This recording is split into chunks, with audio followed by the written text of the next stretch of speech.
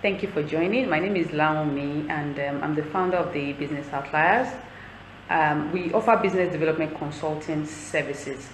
Today's live Insta Live is talking about creating a brand strategy that will help you grow your business. Nature's gift. If you're hearing me, just give me a wave, a heart, a like, just for me to acknowledge that I have audience. I'll start by defining what a brand is.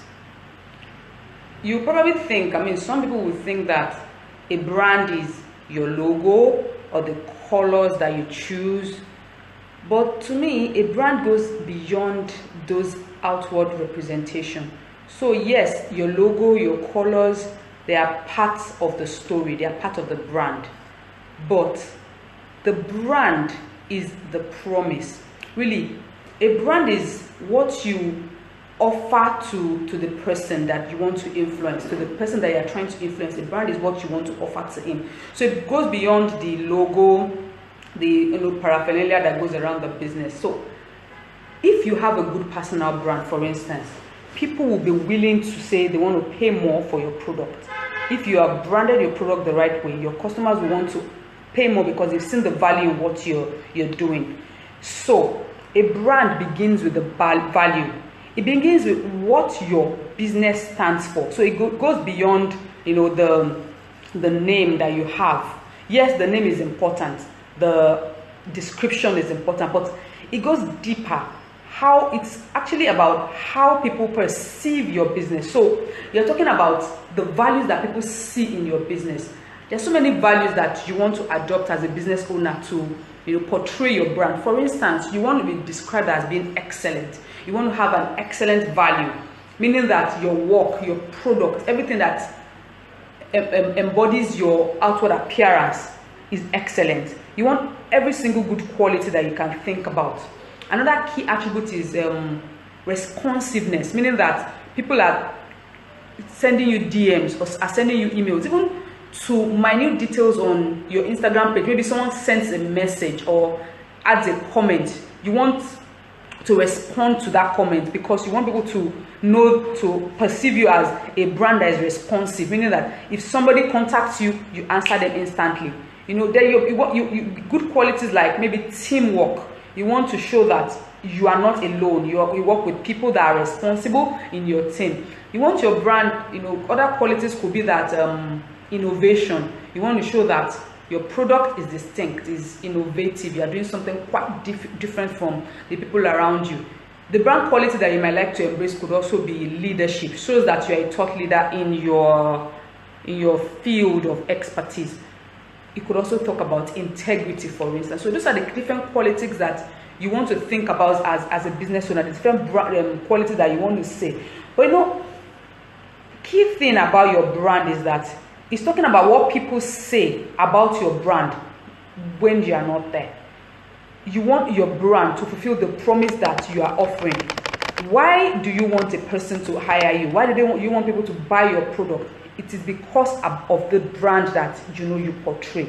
So the key thing is that it goes beyond a certain area. Say maybe the logo or it embodies the different areas of interaction in your business. In fact, what matters is that every single thing you do in your business counts.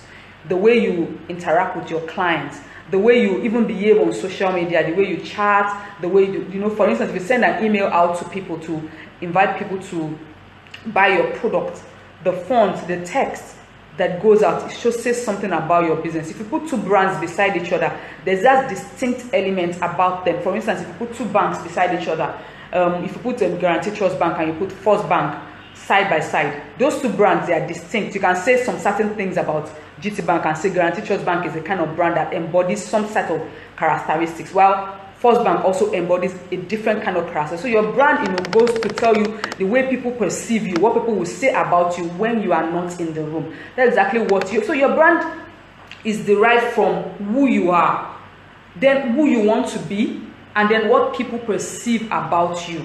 So you begin to ask yourself, who do you want to be or who you are? So are you an innovative trendsetter, meaning that if you offer your product, people see your product as something that is new and unique and other people follow? Or do you want to be perceived as reliable and, you know, well established and experienced in your field? It could be also about your product. That are your products high cost and they have very, very good quality? Or are they just, you know, lower cost but they are more affordable for people? So it depends on where you want to be. But what key thing you need to tell to yourself is that you cannot be everything to everybody. You can't be all things to all people. You understand? So your brand, you are going to be different things to different people, meaning that you have to be distinct in what you want to be. So you want to be on the upper end of the spectrum, saying that you're offering very expensive niche products to, you know, to the high people with higher economic power? Or do you want to appeal to the mass market and make your products, you know, cheaper and more affordable? So it depends on where you want to play, and there's no right or wrong answer, but it's just key for you to know where you want to be and the kind of customers you want to target in the part of the spectrum that you want to be. So that goes, all those thoughts at the back of your mind goes to talk about the kind of brand that you want to portray out there. Yes, I said earlier that your brand is not your logo, neither is it the font that you write, and neither is it your color, but it's also, those are the things that at the back end portray the kind of brand that you have. So you are thinking the logo, you need to, you know, start out with a very fantastic logo that shines and portrays the colors and says something about the business that you're trying to you know, give out there. Your business name must be easy for people to understand and reflect and relate to what exactly your business is about. You know, so all your promotional materials, everything must be integrated into that brand to bring out the beauty of what you're doing. Now, I want to list 8 things now that I call the 8 laws of branding. Now, one key thing, very important in the laws of branding, is specialization. You know, you have to be specialized and decided that this is how you want to, you know, you want to operate. You need to find the niche that you want to. So, for instance, you know, I said earlier that you cannot be all things to all people. It's either you are A or you are B. So you need to choose a specialized product or service that you want to offer. So, for instance, if you sell, you manufacture baby foods, for instance, you want to have a, you know, clear-cut description of what you want to do. So you can say you offer natural, chemical-free, healthy baby food for children between ages of 6 months and 5 years, for instance, you know, baby and toddler food, and that's clear-cut. You won't want to also say, but in addition, we also do baby foods that are, you know, conventional and, you know, can be eaten by anybody. But you want everybody to remember your name and say this particular brand offers natural, chemical free, so that when you stand to speak, you are speaking with the passion with which you designed, you know, your business in the first place. So it's very key for you to have a clear-cut specialization in what you do. For instance, at the Business Outliers, we offer business development services, and we know we do everything to help you grow your business. So we come from business planning, business marketing, market research, and then up to even project finance.